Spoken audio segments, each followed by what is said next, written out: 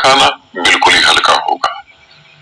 इस तरीके से हम पूरे दिन का खाना करेंगे। ठीक है, चाय यहाँ पे नहीं मिलेगी, मैं पहले ही बता दूं, चाय नहीं पिएगा कोई भी। ठीक है, दूध की चाय कोई भी नहीं पिएगा, और जो है काली चाय तो बहुत, अगर तुम्हें जरूरत पड़ेगी तो काली चाय बनवा सकते हैं, तो बनवा देंगे, मगर फिर भी चाय नहीं पीनी है किसी को। ठीक, तो खाने में ये बदलाव करना है। अब खाने का बदलाव पूरी तरह से तुम्हारे को क्लियर हो गया। अब सोने की बात कर लेते हैं। अब सोने का समय जो है 7 से 8 घंटे का होगा। मगर हम यहाँ काम कहाँ कर रहे हैं, ग्राम चक्रा पे, तो ऑलरेडी 7 से 8 घंटे तो हम सोएंगे नहीं। ठीक है, तो हमें क्या करना है, जैसे ही नींद खुल जाएगी हम आराम से बैठ के साधना करेंगे। 30 मिनट 30 सेकंड 30 मिनट तक साधना करेंगे, उसके बाद 5 मिनट के लिए लेट जाएंगे। यदि फिर नींद आ गई तो हम सो जाएंगे। इस तरीके से करना है। ठीक है, और अगर नींद नहीं आएगी तो फिर 5-10 मिनट बाद उठ के फिर हम साधना कर लेंगे। लेटेंगे तो विचार आएंगे, इसका ध्यान रखें। तो विचारों से झगड़ना नहीं, जितना ज्यादा विचारों से झगड़ेंगे उतना ज्यादा ब्लॉकेज होगी। ठीक है, तो विचारों से झगड़ना नहीं, इसे भी अच्छे तरीके से समझ लेंगे। और क्या बताऊं मैं आपको, और हम जल्दी नहीं सोएंगे। जैसे आप खाना खा के घूम के आ गए, ठीक है, तो तकरीबन हम 8 बजे तक खाना खा लेंगे सब लोग, और मानो कि 1 घंटा भी वॉक कर लिया, 9 बजे आ गए, तो 9:15 बजे मैं हॉल में आ जाऊंगा, तो हम ध्यान करेंगे। तो हम 12 बजे तक ध्यान करेंगे। ठीक है, उस बीच में 1-2 प्रश्न ले लूंगा। 12 बजे तक ध्यान करेंगे। 12 बजे के बाद जो है 12:30 हम यहीं बैठेंगे। 1 बजे सब अपने बिस्तर पे जाओगे सोने। ठीक है, 1 बजे बिस्तर पे जाओगे सोने, तो फिर आराम से सो जाएंगे वहां पर। और जैसे मैंने बताया बीच में नींद खुलेगी तो फिर आप ध्यान कर सकते हैं दोबारा, तो आराम से सो जाएंगे। सोने में फिर कोई दिक्कत नहीं होगी।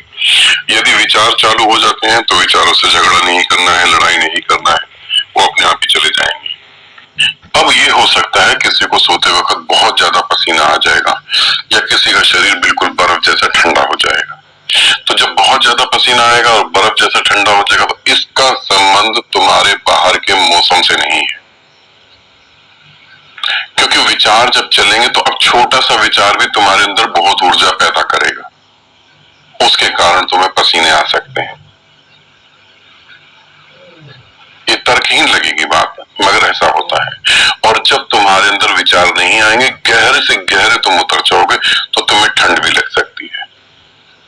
ठीक है, तो तुम्हें ठंड भी लग सकती है, तो ये भी समझ लेंगे। ये सिर्फ क्राउन चक्र पे काम हो रहा है, इसीलिए ऐसा हो रहा है। ठीक है, मैं अपनी बातों को दोबारा से दोहरा देता हूँ। नींद का कम आना, अकेलेपन रहने, अकेलापन महसूस करना, और एकांत में ज्यादा रहना, लोगों से मिलना जुलना बंद कर देना, लोगों से बात नहीं करना, काम करने का मन नहीं करना। ठीक है, अकारण आंसू आ जाना, अकारण दुख महसूस होना। ठीक है, अपने भौतिक जगत के लक्ष्यों से भटक जाना, याददाश्त का कमजोर हो जाना, और कुछ करने का मन नहीं करना। ठीक है, आध्यात्मिक रूप से गति, मगर भौतिक रूप से जो है ये भटकाव चालू हो जाएंगे, और ये आध्यात्मिक जगत में भी तुमको भटका देंगे। ठीक, अब जैसे अब नई कोशिकाओं का निर्माण हो रहा है तुम्हारे शरीर के अंदर, ये भी समझ लेना, नई कोशिकाओं का निर्माण हो रहा है। इसके कारण से ये चीजें चेंज होंगी। अब तंतु जो है, हमारे ब्रेन के तंतु जो है ना, तंत्र जो है, जो भी कह लो, उसमें भी फर्क पड़ेगा।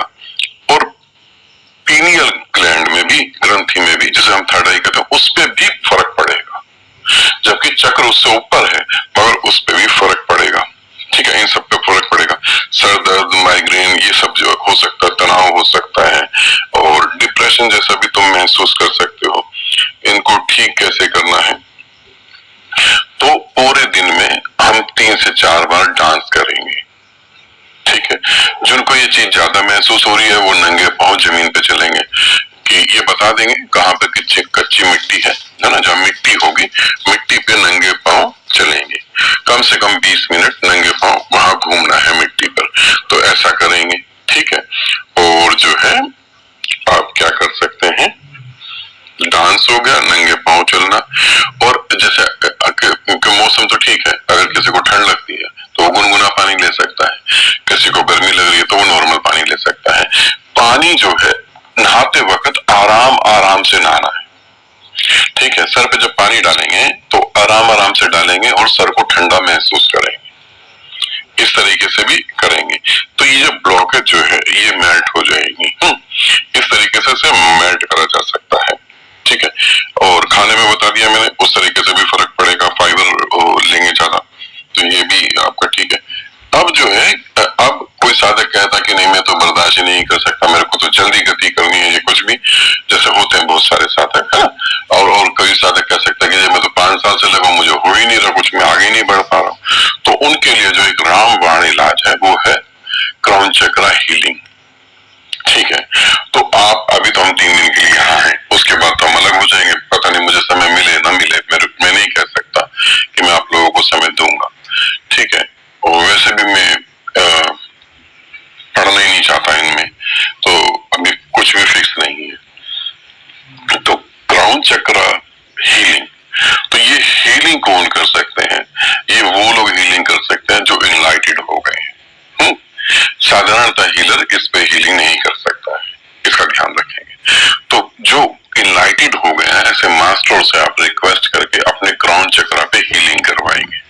ये भी मैं साथ साथ बता दूं, पहली बात तो ये समझ लेना, जो इनलाइटेड मास्टर होते हैं वैसे उनके पास समय नहीं होता। अब कोई इनलाइटेड मास्टर तुम्हारी बात को मान भी जाए तो वो पैसा लेगा,